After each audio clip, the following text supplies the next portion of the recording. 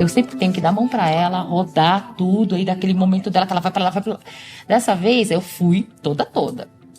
Porque eu já sei, se vir os paparazzi, aí deixa eu ficar toda, né? Aí eu fui.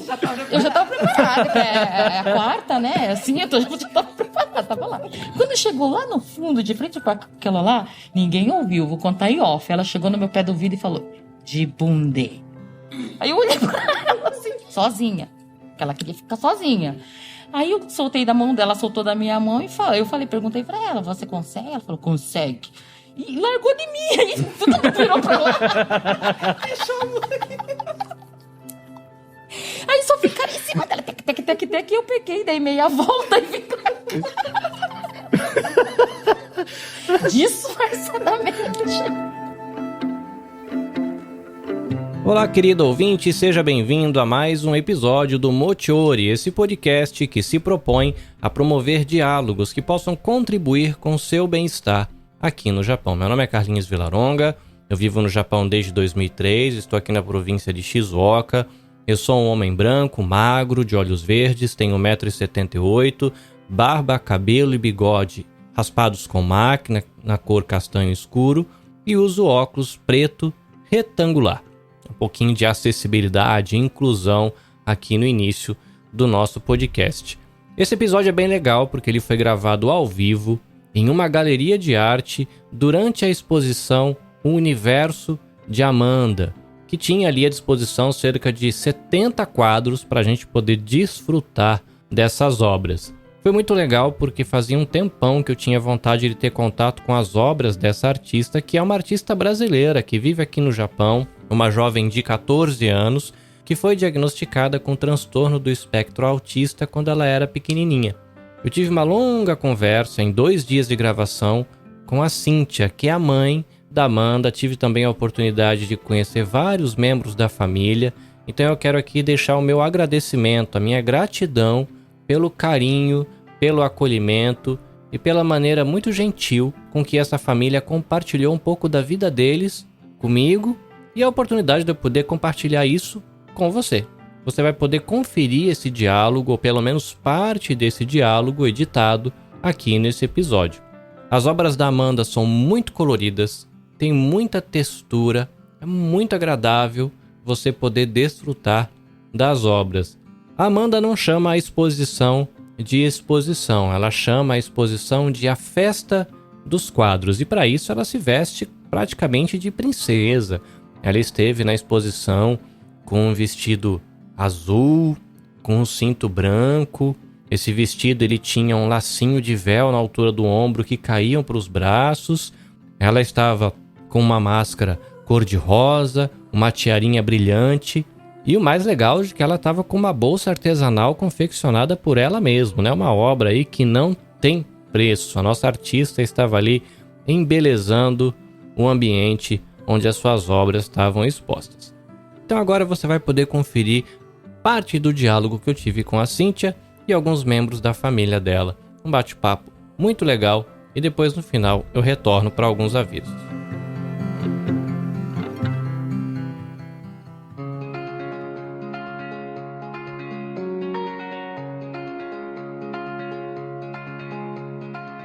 Você está aqui no Japão há quanto tempo? Mais ou menos. Há uns 20 e tanto. Tô desde 2003, tá 20 anos direto. Direto, né? Meu filho mais velho, o irmão de Amanda mais velho, vai fazer 29, tem 28. Então, um segundo, 23, vai fazer 24.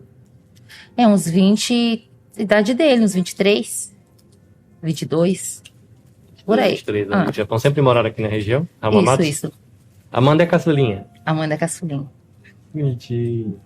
Nasceu no outono, na primavera, no inverno? Amanda nasceu na primavera, né? Abril.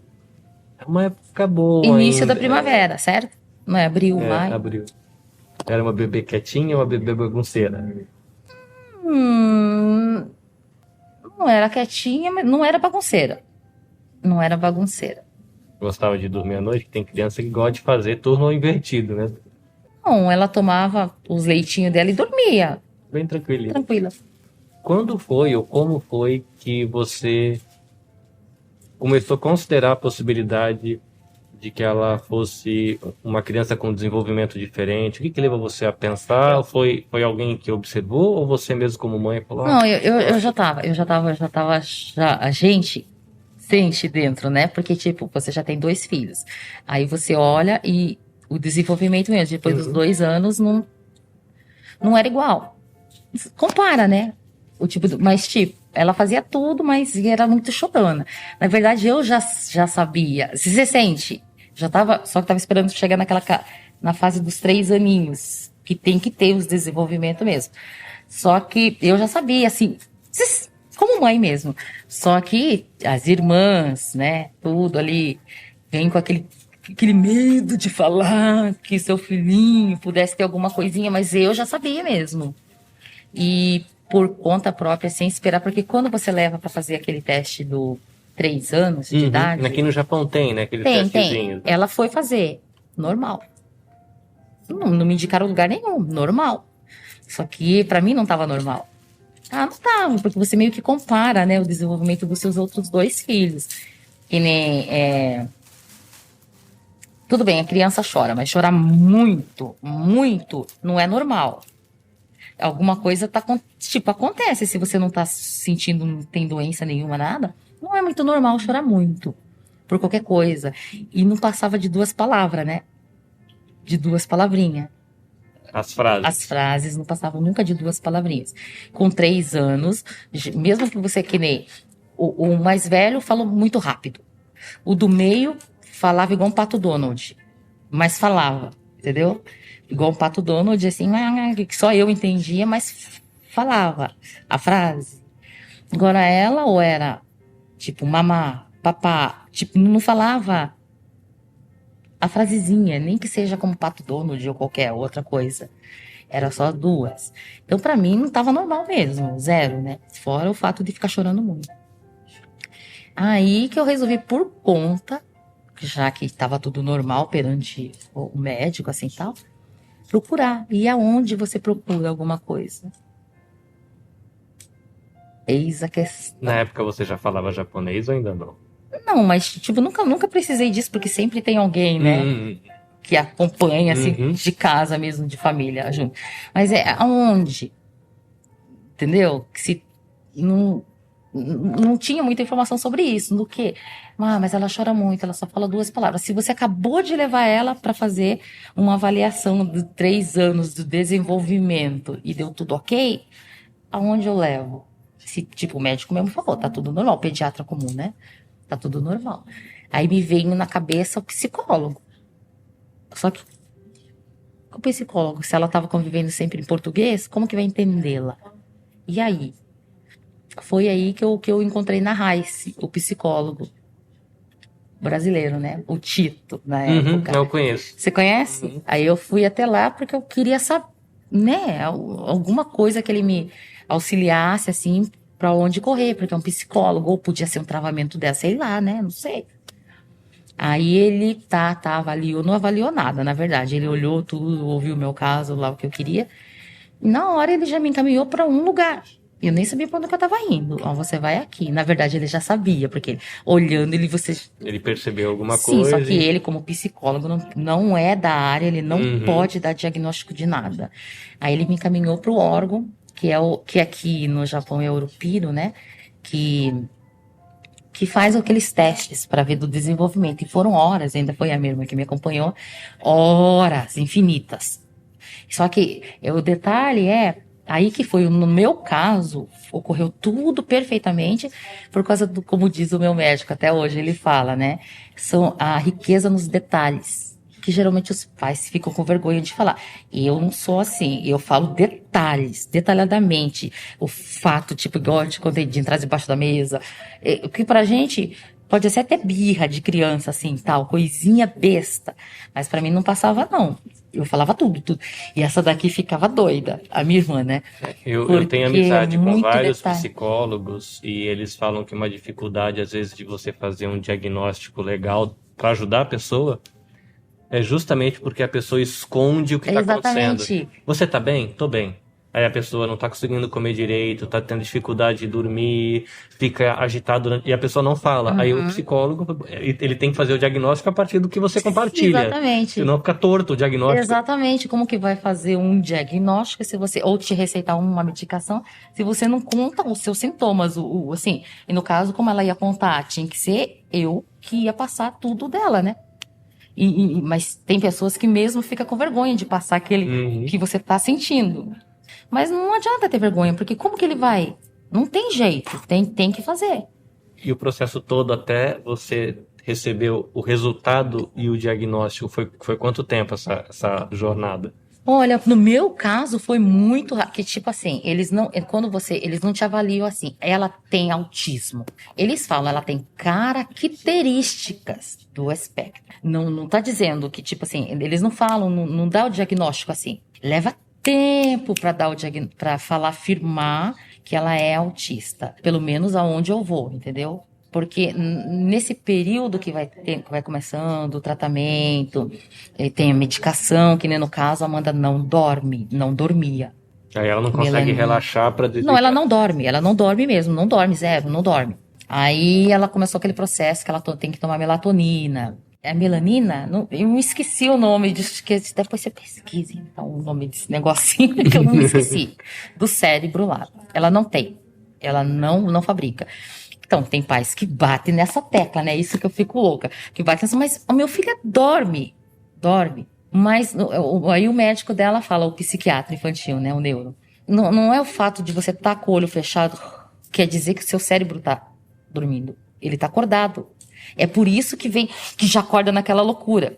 No caso, assim, as crianças que já acordam agitada, que já acordam assim, eufórico. Porque, na verdade, você... O cérebro não desliga. Não desliga. Fica direto ligado. Entendeu? Que no caso dela é isso daí, fica direto. Ela tem que tomar medicamento, porque senão ela não dorme mesmo.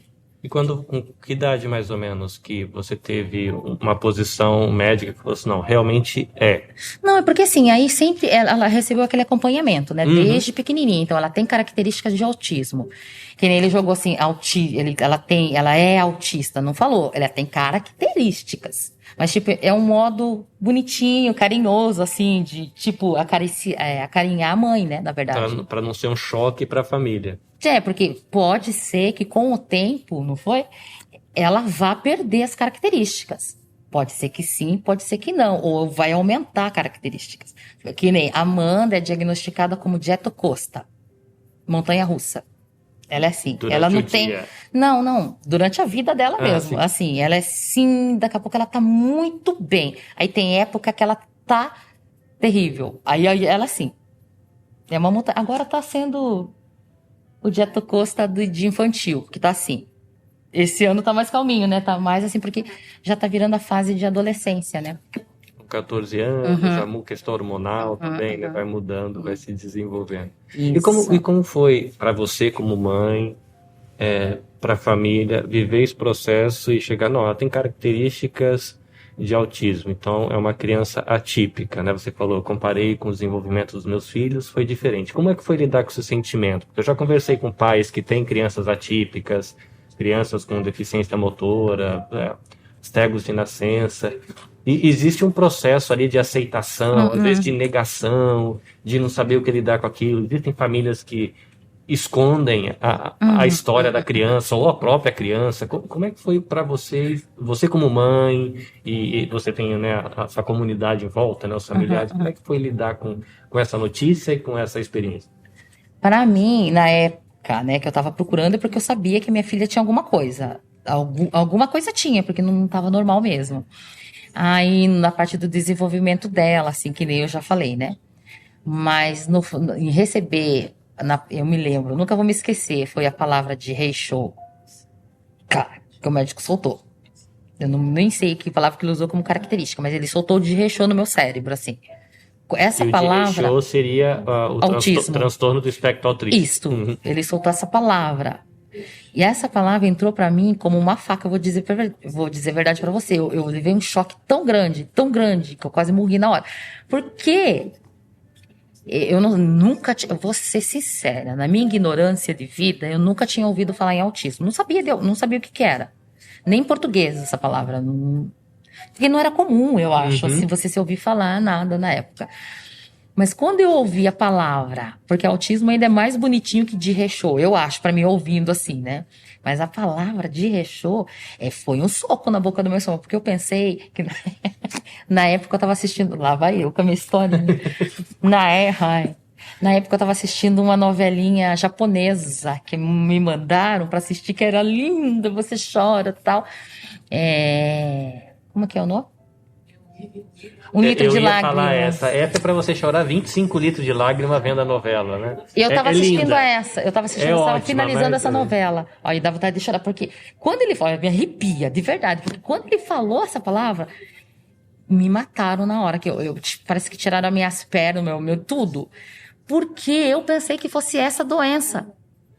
Ah, uma doença degenerativa. Pensei que ia levar a minha filha, você tá entendendo? Eu fiquei muda. Eu fiquei assim, sem ação. Eu saí de lá, que eu não sei como que eu saí de dentro da clínica. Eu cheguei em casa, assim, com os meninos, eu falei assim, meu Deus. E eles também nunca tinham ouvido falar. E a gente, eu falei assim, chora. Eu tava assim, morrendo por dentro, morrendo junto, tudo. Como que eu vou fazer? Como que eu vou lidar com isso? Meu Deus, tinha os filhos, os meninos, que estavam naquela fase de adolescência, e um entrando na adolescência, entendeu? Aquela loucura. Eu falei assim, e eu tendo que ser forte, porque você não pode ficar passando aquele desespero todo, mas desesperada. Aí fomos pesquisar.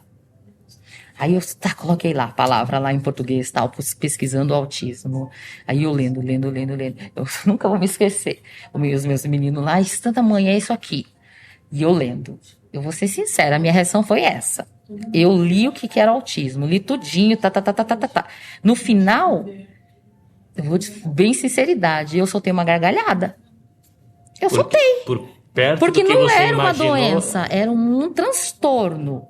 Que, tipo assim, aquilo é dela. Eu tinha que conviver com aquilo. Mas não era uma doença. Uma doença assim.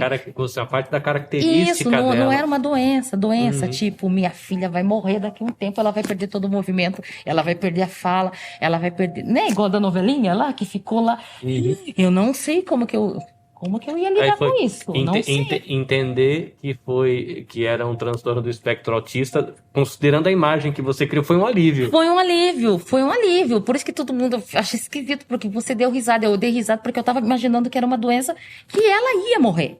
Entendeu? Queira ou não, eu tinha que aceitar que ela não ia sobreviver, né? Ela ia morrer. E imagine como a minha irmã acabou de dizer ontem, ela tava falando pra mim. Tanto que eu sonhei em ter uma menina na minha vida, né? Eu sempre tive um sonho de ter a minha filha independente, não quero saber, é minha. E de repente ela vai morrer, eu não aguento.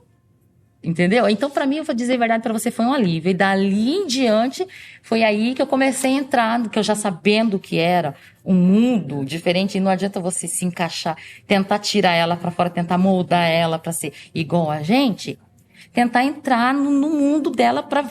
Entendeu? Assim. Foi aí que eu entrava debaixo da mesa, comia Legal, junto. essa história eu quero ouvir de novo. E pro pessoal que tá acompanhando aqui o podcast, eu já vou ter feito uma introdução antes da pessoa chegar no nosso bate-papo. E a gente tá aqui na 4ª exposição, na Festa dos Quadros. Eu achei tão bonitinho isso. Esse vai ser o nome do episódio, a Festa dos Quadros. Ela que sempre falou, ela não fala exposição, ela fala Festa dos Quadros dela, entendeu? Se a artista falou, a gente respeita. O nome do episódio vai ser a Festa dos Quadros. Mas a exposição, ela chama, ou a Festa dos Quadros chama O Universo de Amanda. E eu lembro no bate-papo que a gente teve ontem, que você citou esse momento onde você se dispôs a entrar no mundo da Amanda. E você contou o caos de você começar a comer debaixo da mesa. E eu queria ouvir essa história. Como é que foi esse negócio? Ela sempre gostou de comer debaixo da mesa? Não, foi no início, então, que ela sempre tinha essas manias, tinha muita mania. Isso, né? pequenininha? Pequenininha, muita mania. E além de, tipo, que geralmente as crianças têm, antes de eu saber, né, de separar comida, tarará, ela tinha tudo isso. Tudo isso daí. E ela tinha essa mania muito grande. Ela pegava o pratinho, ela ia debaixo da mesa. E eu brigava muito com ela. Pense você querer tirar dali, colocar ali, forçar a criança a ir pra cima. E aqui, me dava nervoso. Eu era uma pessoa extremamente nervosa, você não tem noção como que eu era. Não era assim não, tá? Era muito nervosa, eu não ia impaciente no último. Eu aprendi a ter tudo isso. Nada me Paz de afeta. espírito. Nada me afeta. A sua filha te ensinou Nada, a ter nada, desenvolvimento pessoal. Exatamente. Aquela coisa, parece que eu já fiz o negócio lá, sabe? Assim, do Momento zen. Aí foi aí mesmo que eu comecei a entrar, mas não foi nada premeditado. Se ela estava ali, e eu só sabia que ela tinha esse mundo dela. Então, eu pensei, e o médico falava mesmo, né? Tipo, não força se ela come ali, porque eu contava tudo pro psicoterapeuta. Com o tempo, tal, você tenta, ele me ajudava muito, tenta olhar, tal. Foi aí que me veio a ideia, eu levava meu prato e entrava debaixo da mesa também. E ela parava e ficava olhando assim pra minha cara. E eu normal, com meu pratinho lá. Aí ela foi saindo debaixo da mesa, ela parou de chorar, tá? Não parou com a choradeira. Isso com quantos anos, mais ou menos? Com 3 anos e meio. 3 aninhos. Isso, quando foi, né, o diagnóstico tudo. Aí ela saía debaixo da mesa e foi pra mesa. Daí começa outra etapa. A seleção de comida. Esse amarelinho, branquinho. Não gosto que misture as cores. Não, quando era pequena, não, né? É tudo metódico.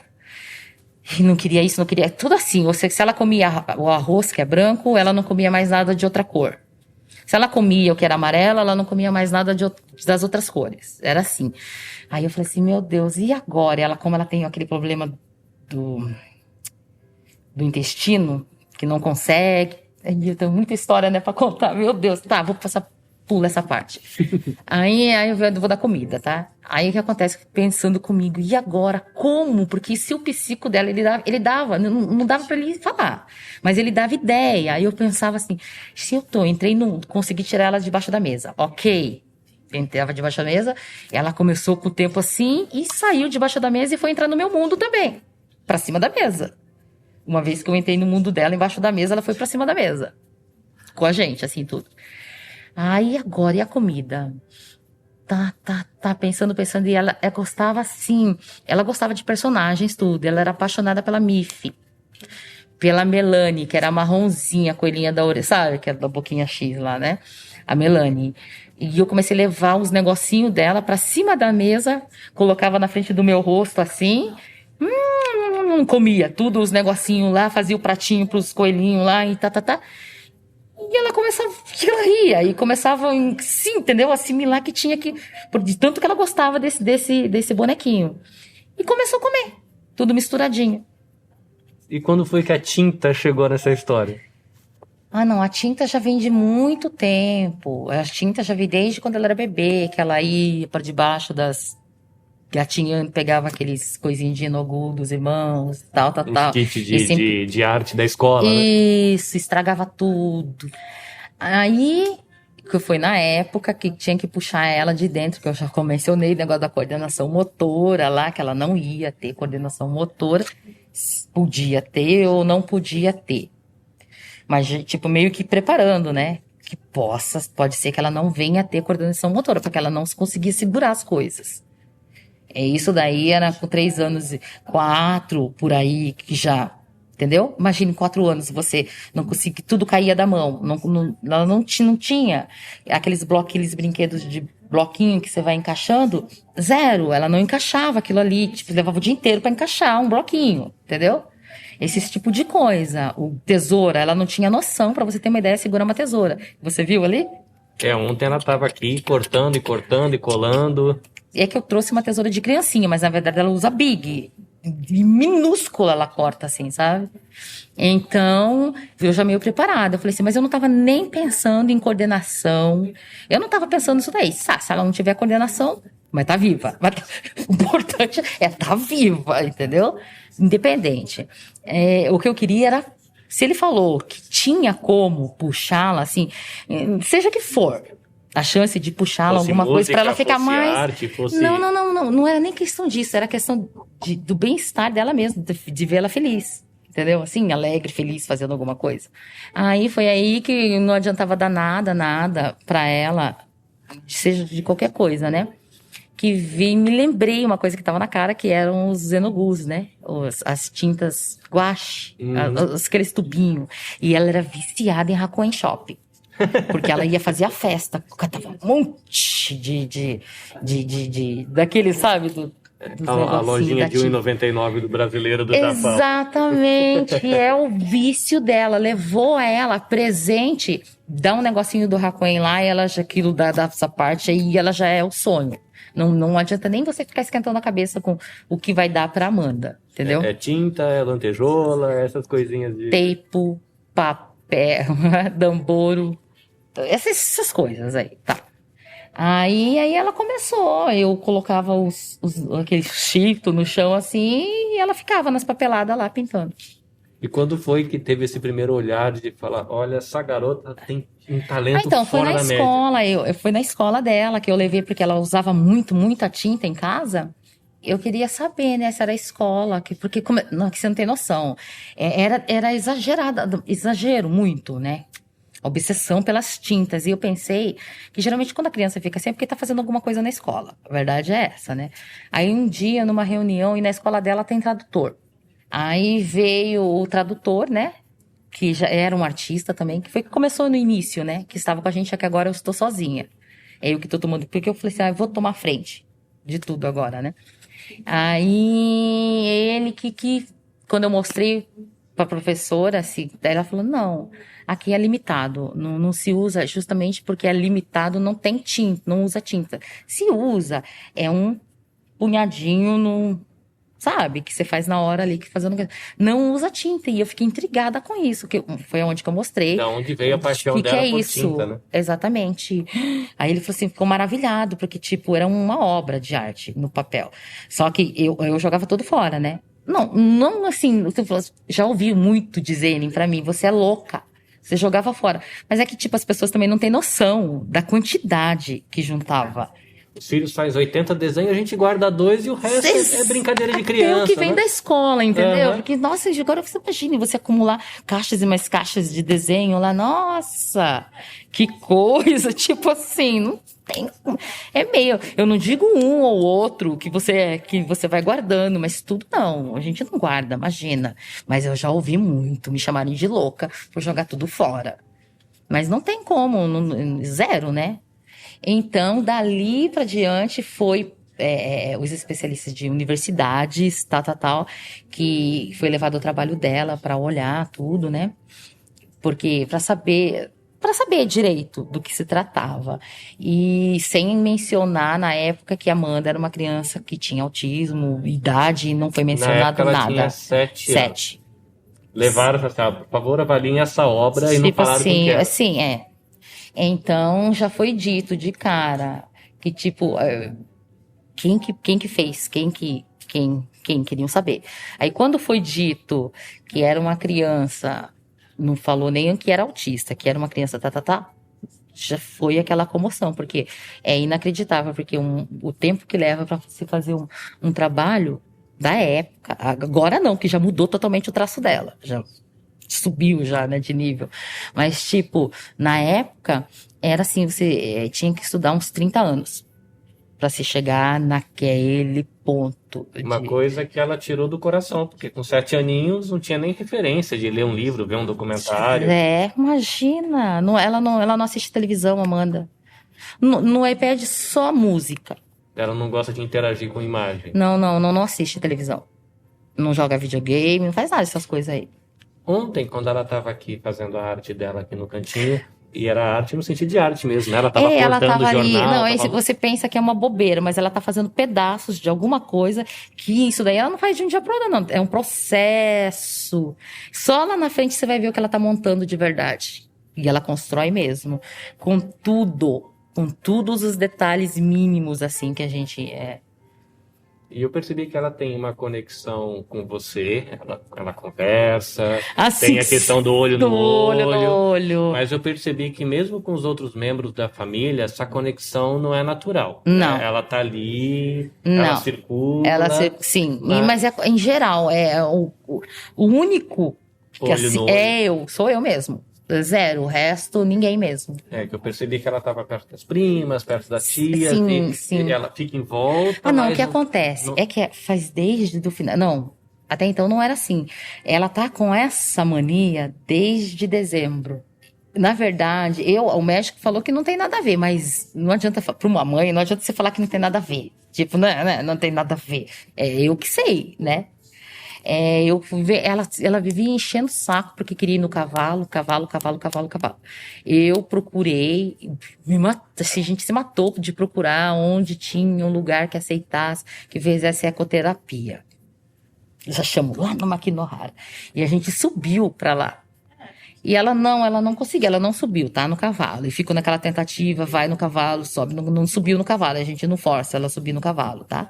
Com um tempão. O máximo que ela fez foi pegar a rédea. e levar ele pra dar uma volta, assim, com o instrutor do lado de... Sim, naquele negócio, de boa. Depois desse dia, saiu de lá, ela não chega perto de mais ninguém. 10 centímetros de distância, seja de qualquer um que seja. Família, qualquer um. É só de mim que não. Às vezes até de mim que ela fez. Eu falei, menina, aí eu seguro ela. Eu não desisto de você. Aí quando ela começa, aí eu falo, que mamãe não faz? Não desisto. Então, aí ela começa a rir. Eu não desisto. Não adianta. Eu achei tão legal essa parte, porque assim, o autista, ele tem essa dificuldade de conexão, mas ela tem senso de humor, né? Ela abusa da sua paciência e depois ri da sua cara. Eu achei o máximo. Gente, você não tem noção. Aí quando ela começa aí as pessoas falam assim, ela tá brava. Eu falei assim, não esquenta a comanda. Ela tá me cutucando. Ela quer ver eu ficar. E às vezes aí o médico fala assim, o que eu faço? Eu não tô aguentando mais, porque ela não para de repetir. Ela não para, ela fica, parece que entra e roda aqui assim no cérebro, vem pra cá, que chega, por mais paciente que você chega uma hora que você dá aquela coisa assim, entendeu? E você se solta o leão. É nessa hora que solta o leão que ela vibra, aí ela sossega. Ela conseguiu o que ela queria. Quer tirar você do... Todo adolescente gosta de testar limites. Será, gente do céu, mas olha... E aí o médico, o neuro dela fala, mãe, finja que não tá ouvindo. Mas como você vai fingir que não tá ouvindo com aquele... Não dá. Aí vai entrando, vai chegando pertinho. E você concentrada fazendo uma coisa que ele não dá. Aí, agora que eu bato a mão assim na mesa, assim que eu tô fazendo as minhas coisas, que eu falo, não dá mesmo. Aí ela... Aí ela dá risada. Aí ela vai fazer outra coisa. Aí ela conseguiu.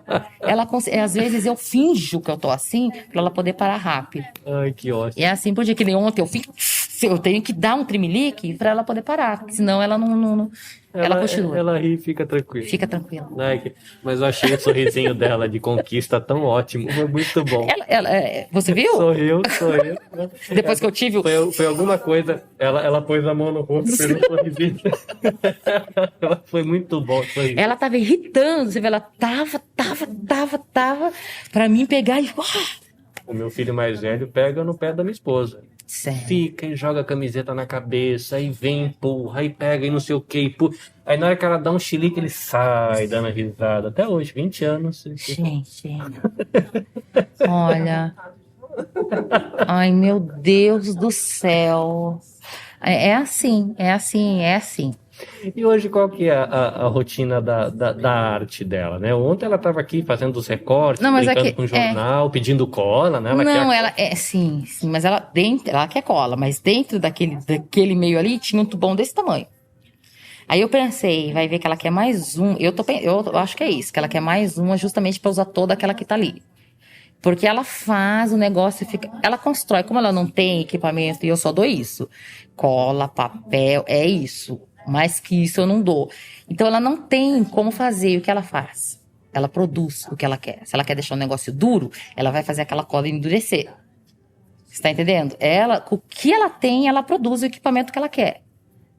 E a Fica complicado, a né? pintura, ela tem o cantinho dela. Tem. O Aí de quarto, que é o tempos em ateliê. tempos abre o ateliê pra ela É mexer. assim, às vezes não, às vezes acontece dela tá, não é assim, tipo, abre. Eu deixo uma lá no meio mesmo, falando que tá molhado, não entre aí porque tá molhado, não secou esse negócio ainda. Porque senão, se deixar, se tiver livre, ela quer pôr alguma coisa pra fazer mesmo. Entendeu? Só que não é, tem que ser no meu tempo, né? Não dá pra ser no tempo dela, porque se for o tempo dela, eu tô lascada. É um atrás do outro, vai embora. Não dá não.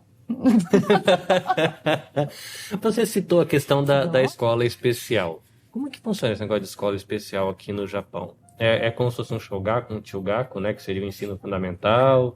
É equivalente, mas adaptado para a realidade das crianças. Como é que funciona? Olha, na verdade, né, pelo menos na escola dela, não sei as outras. Na escola dela, Shogaku, Chugaku e o Koko. São 3. É tudo por alas. Tem aquelas também de cadeirante que não se movimenta, mas a gente estava falando isso hoje, né? Mas os pais querem incluir, em vez de deixar em casa, porque não faz nada, tem aquele trabalho de levar, porque quer introduzir, entendeu? A criança. E aí vai por alas, tem todas as séries, mas é tudo, mesmo sendo, não é autista só, é vários tipos, vários. Aí cada aula é preparado para aquela criança. Mas o ruim é que o lado ruim, por mais que seja preparado para aquela criança, o que ela pode alcançar, é que não muda, tipo, direto o mesmo matéria. E isso, no caso de Amanda, é muito ruim. Porque uma vez que ensinou aquilo para ela já decora imediatamente. Ela não quer refazer aquilo. Ela quer ir para frente, ela não quer ficar repetindo e tal, que nem já contou tudo isso, ela já sabe contar isso. Ela não escreve direito. Não escreve, mas ela assinou todos os quadros dela. Está assinando já, né? Quando eu cheguei, foi uma das primeiras coisas que eu reparei. Que ela está assinando. Que tinha 2 letrinhas. Vai aumentando. Aí tinha quadro que tinha com o N ao contrário. É ela que está assinando. É ela que está assinando todos. Muito e agora bom, os que tá amando, ela faz questão de colocar inteirinho. Ótimo. Leva um ano para escrever, mas ela escreve. Que legal. Devagarzinho, mas tem que é verdade. Ela é assim, entendeu, tadinha? Mas ela vai bonitinho escrevendo o nominho dela lá. Às vezes dê aquela bola pra dentro, assim, quando o contrário, mas é a assinatura dela. Vocês têm um perfil na internet, né? Vocês têm Instagram e Facebook, né? Que é o Amanda's Universe. Isso. Eu deixo na descrição do episódio, que eu acho que vale a pena o pessoal conhecer. Essa exposição, que é a 4ª edição que tá aqui. A gente tá com quantas obras aqui hoje? 71. Uau! Muito lindas. Essa é a coleção inteira dela ou a obra dela tem mais ainda? Tem um pouco ainda. Muito bom. Muito bom. Bom, na rotina normal vocês têm feito... Agora que a pandemia, né? Acabou ficando um tempo parado, mas era na faixa de 1 por ano, mais ou menos. Na hora que vocês estavam fazendo aqui em que eu Hamamatsu. tava fazendo isso. Foi na pandemia que deu uma parada, né? Mas legal. Obrigado pelo bate-papo. Ok. Eu acho que o mundo tem que agradecer por você ter trazido a Amanda pra gente e por você ter liberado a Amanda pra ser isso aqui pra gente. Que é muito massa vir aqui ver as pinturas dela, é muito legal. Obrigado pelo tempo, obrigado por dividir um pouquinho da vida com a gente. E espero que um pouquinho dessa história na versão podcast possa inspirar outros pais com crianças aí atípicas, ou mesmo, né, com essa questão do autismo, né, a sonhar junto com os seus filhos e deixar eles voarem. É verdade. É um assunto muito, como fala, muito extenso. Eu estava falando hoje com elas aqui, eu falei assim, que nem falam muito de criança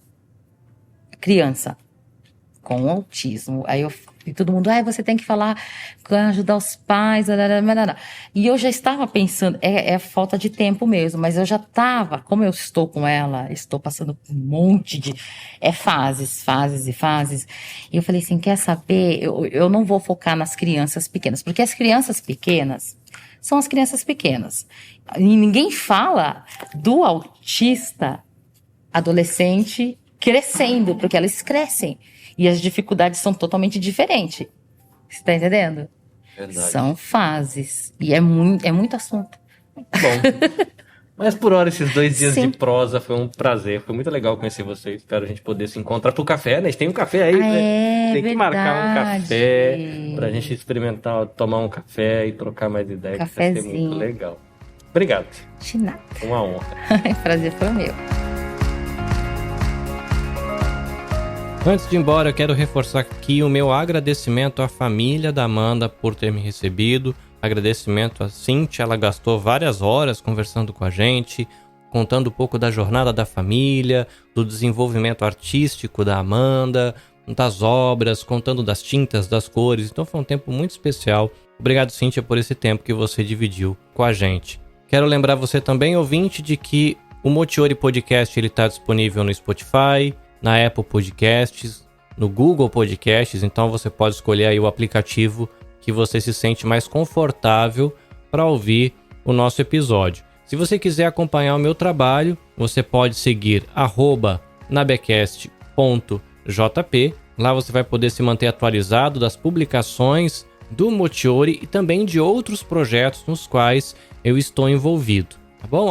@nabecast.jp. Você também pode seguir no Instagram, @motiorjp, que além das postagens do podcast, você ainda vai ter notícias aí do dia a dia do Japão, que são postadas pela equipe que tem trabalhado ali com o perfil, tá bom? Foi legal demais ter você por aqui, eu espero ter você no próximo episódio.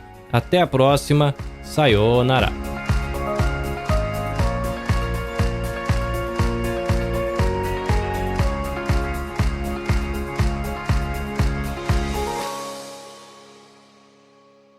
Este episódio foi editado pelo Nabecast. Saiba mais em www.nabecast.jp. Nabecast, conectando pessoas, desenvolvendo amizades, construindo parcerias e compartilhando vida através de podcasts.